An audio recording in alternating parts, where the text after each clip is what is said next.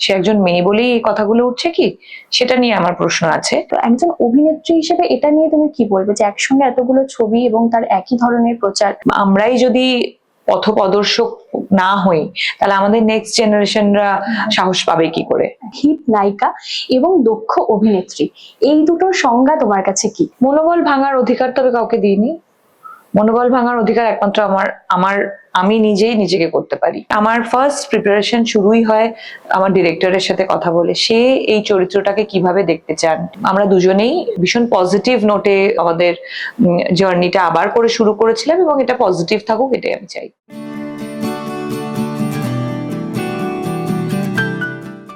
নমস্কার, আনন্দলোক সেলেবারটায় আপনাদের স্বাগত।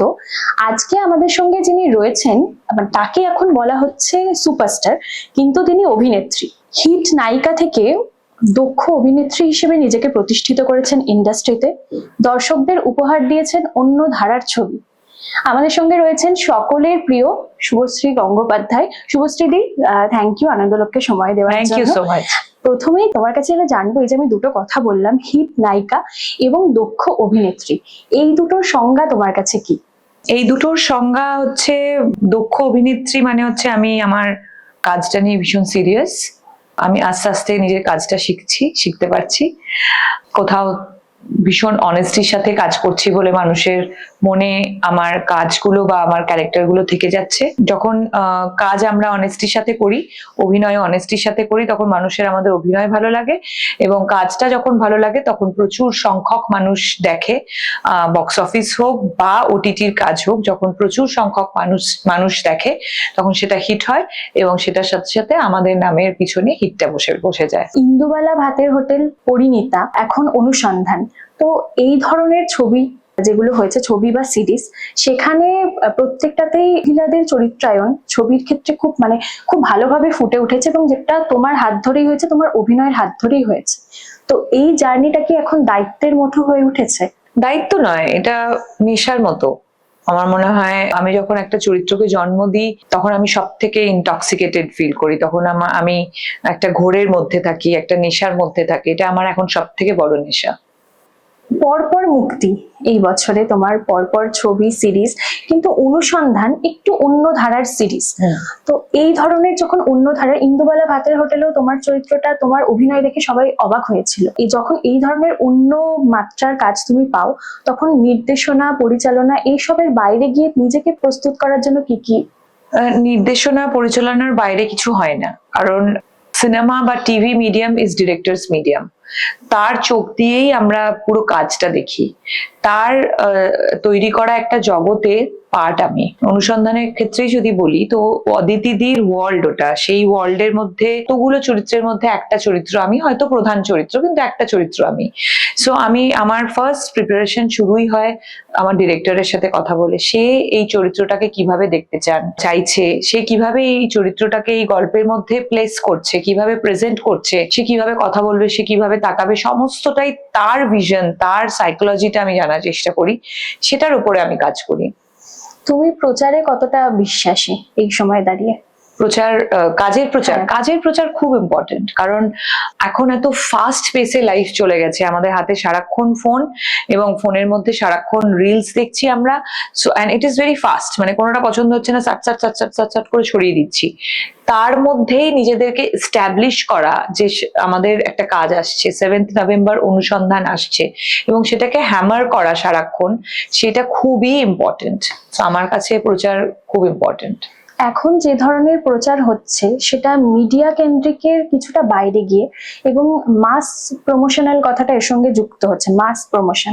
এই ধরনের প্রচারে তোমাকে কখনো অংশগ্রহণ করতে দেখা যায় না, তুমি এই ধরনের প্রচারে বিশ্বাস রাখো? মাস প্রমোশন মানে আমরা তো সবকিছু যাই করি মাস, যেটা দর্শকদের অনেক কাছাকাছি, অনুরাগীদের অনেক কাছাকাছি পৌঁছে গিয়ে যে ধরনের প্রচার, ফিজিক্যালি একদম। অফকোর্স যে ছবি জন্য যে ধরনের প্রচার দরকার, সেটা প্রচারের একটা টিম থাকে, তারা পুরোপুরি প্ল্যান করে, এবং আমার মনে হয় দে আর দ্য বেস্ট। এখন আমি অনুসন্ধানের ক্ষেত্রেই বলতে পারি, হইচইয়ের যে টিমটা আছে, প্রচারের এই টিমটা, তারা one of the best in town. So তারা যেভাবে প্ল্যান করছে, আমি সেটার, হ্যাঁ হয়তো আমার কিছু ইনপুটস থাকে, সেই ইনপুটস গুলো নিয়ে সেগুলো নিয়েও কাজ করা হয়, এবং সেটার মধ্যে আমরা সবাই মিলে একসাথে অ্যাজ এ টিম কাজ করি।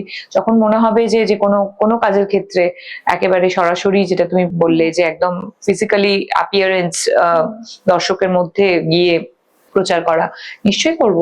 এই সময়ে দাঁড়িয়ে সব থেকে বেশি যেটা নিয়ে চর্চা হচ্ছে, বলিউডে অভিনেত্রীদের আকাশ ছোঁয়া পারিশ্রমিক, সঙ্গে তাদের একাধিক চাহিদা। তো তুমি একজন মা এবং অভিনেত্রী, যেটা দীপিকা পাডুকোনের ক্ষেত্রে আমরা দেখেছি যে সে সময় নিয়ে একাধিক কথা বলেছে এবং পারিশ্রমিক নিয়ে।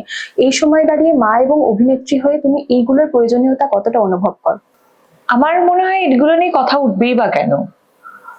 যে কোনো ক্ষেত্রে, যে কোনো প্রফেশনে যদি একজন মানুষের, একজন মহিলা বা একজন পুরুষ না ভেবে যদি একজন মহিলাকে একজন মানুষ হিসেবে ট্রিট করা হয়, তার যদি মনে হয় যে সে এত ঘন্টার বেশি কাজ করতে পারবে না, বা সে যে কাজ, তার যা ওয়ার্ক বডি আছে বা তার ক্যাপাবিলিটি সম্বন্ধে তার যে আইডিয়া, সেইটাতে বেস করে যদি সে কোনো রেমুনারেশন চায়, তার যদি মনে হয় যে আমি এটা ডিজার্ভ করি, সেখানে চাওয়াটা ভুল কি?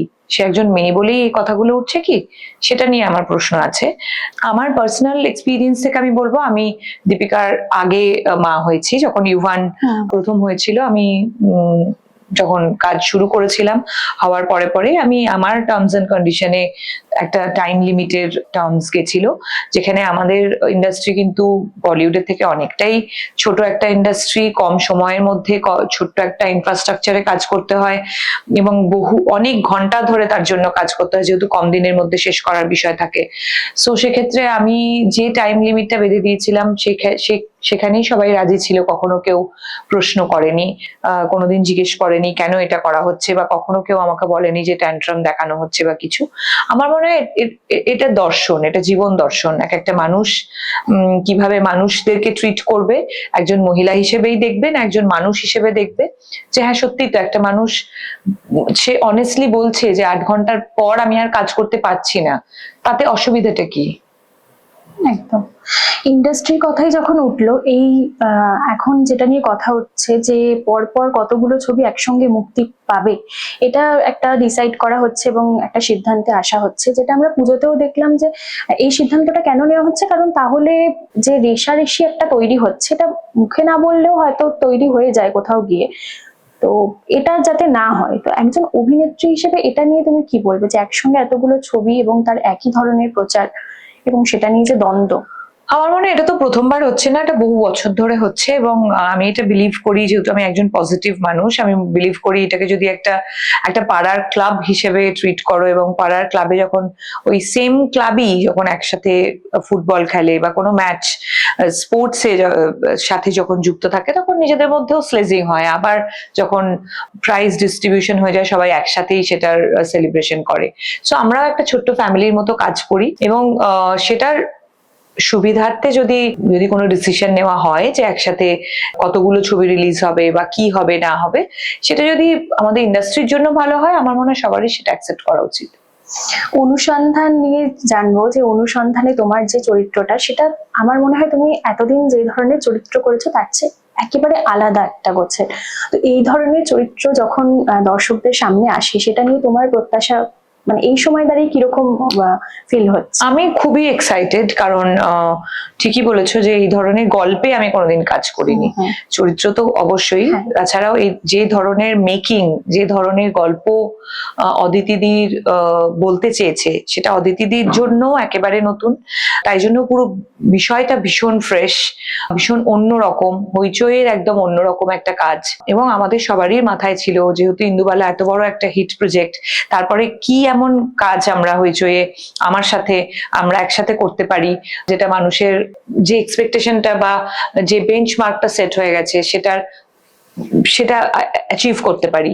তো সেই জায়গা থেকে অনেক অনেক বছরের একটা ব্রেনস্টর্মিং, তারপরে এই কাজটা করছি। তো টিজার দেখে মানুষ অলরেডি উন্মাদনা শুরু করে দিয়েছে, এবং যেখানেই যাচ্ছি আমি অনুসন্ধান নিয়ে কথা হচ্ছে, অনুসন্ধানের লুক নিয়ে কথা হচ্ছে। তো I am really excited. Series আর সিনেমার যে মানে পার্থক্য বা মাধ্যম হিসেবে মানুষ এখনো ডিভাইড করে, তো তুমি সেখানে একজন বড় মাপের অভিনেত্রী হয়ে সিরিজেও সমানভাবে দক্ষতা দেখিয়েছো। তো এটা চ্যালেঞ্জিং ছিল যখন তুমি প্রথমবারের জন্য হ্যাঁ, offer অবশ্যই পেলে? চ্যালেঞ্জিং ছিল। আমার অন্য কারুর জন্য নয়, আমার নিজের জন্য নিজেকে বোঝাতে অসুবিধা হয়েছিল, কারণ আমি এই মাধ্যমে কোনোদিন কাজ করিনি। আমি প্রথমবার কাজ করার সময় আমার নিজেরই নিজেকে কনভিন্স করতে অনেকটা সময় লেগেছিল। But definitely Debalay, Srikanda, even Raj also help me to understand যে ওটিটিতে এত ভালো ভালো কাজ হচ্ছে, এবং কিছু কিছু গল্পের পরিধি এতটা বড় যেটা 2.5 ঘন্টার মধ্যে দেখানো যা পসিবল নয়, যেটা হয়তো ওটিটিতেই এই ফরম্যাটটাতেই দেখানো পসিবল। এবং আজকে যেটা তুমি বললে যে মানে আমি সারা সারা জীবন সিনেমাই করে এসেছি, আমরাই যদি পথপ্রদর্শক না হই তাহলে আমাদের নেক্সট জেনারেশনরা সাহস পাবে কি করে? একদম। তোমার কাছে শেষ যেটা জানবো ইন্ডাস্ট্রি নিয়ে, পরপর মুক্তি তো রয়েছে, কাজ নিয়ে যেমন চর্চা হয় সেরকম আরো বিভিন্ন বিষয় নিয়ে চর্চা হয়, এবং কোথাও গিয়ে হয়তো মনোবল ভেঙে যাওয়ার মতো বিভিন্ন কথা শুনতে হয়, বা এগুলো তুমি কিভাবে অ্যাকসেপ্ট করো এবং নিজে কিভাবে রিকভার করো? মনোবল ভাঙার অধিকার তবে কাউকে দিইনি। মনোবল ভাঙার অধিকার একমাত্র আমার আমার আমি নিজেই নিজেকে করতে পারি। সো অত সাহস বা অত অধিকার কারোরই নেই। বাট আমার মনে হয়, দেখো, মানুষ সবারই ওপিনিয়ন আছে, সবাই নিজের নিজের ওপিনিয়ন রাখতেই পারে, কিন্তু আমরা সবাই পজিটিভ নোটেই নিজেদের জীবনটাকে রাখতে চাই এবং পজিটিভ ওয়েতেই থাকুক, সেটাই চাই। কিন্তু তোমরা যখন একই ইন্ডাস্ট্রিতে কাজ করো, মানে একজন আরেকজনের সহ অভিনেতা বা অভিনেত্রী এগুলো বলা যায়, তো সেই দিক থেকে কি এগুলো কাম্য? আমার মনে হয় আমি যথেষ্ট এই টপিকটা নিয়ে কথা বলে ফেলেছি, এবং এই মুহূর্তে দাঁড়িয়ে আমার মনে হয় না আর এটা নিয়ে ড্র্যাগ করা উচিত। এবং আমরা দুজনেই ভীষণ পজিটিভ নোটে আমাদের জার্নিটা আবার করে শুরু করেছিলাম, এবং এটা পজিটিভ থাকুক, এটাই আমি চাই। Thank you so much, Thank you. Thank you.